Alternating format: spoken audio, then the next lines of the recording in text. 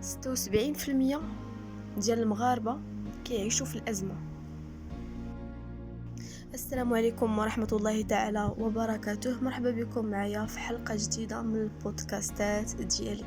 اليوم موضوع كبير وحساس وكيمس كل شيء. مندوبية التخطيط قالت بلي 76% من الأسر المغربية المعيشة ديالهم تدهورات.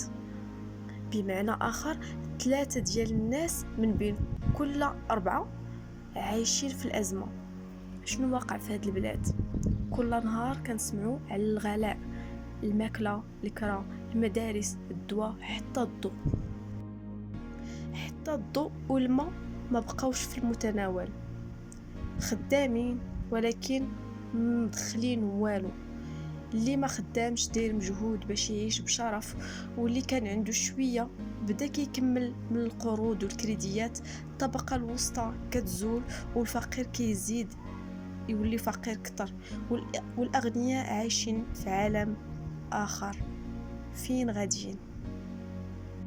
شنو المسؤولين ناويين يديروا؟ واش كاين شي امل؟ واش الشباب باقي عندهم شي طموح؟ وهاد الاسر كيفاش غتقاوم؟ بغينا نعرفو، ماشي غير نبكيو على الواقع ديالنا. بغينا نفهمو ونوصلو الصوت ديالنا. انا عارفه بلي كاينين الناس في التعاليق غادي يعطيو حلول، وكاينين اللي غادي يعبر على الغضب ديالو، وهذا هو الهدف من هذا البودكاست.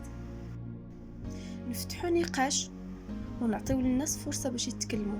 خليو لي الراي ديالكم. شنو كتشوفوا هو السبب الحقيقي في هذا التدهور؟ وشنو كتقترحوا؟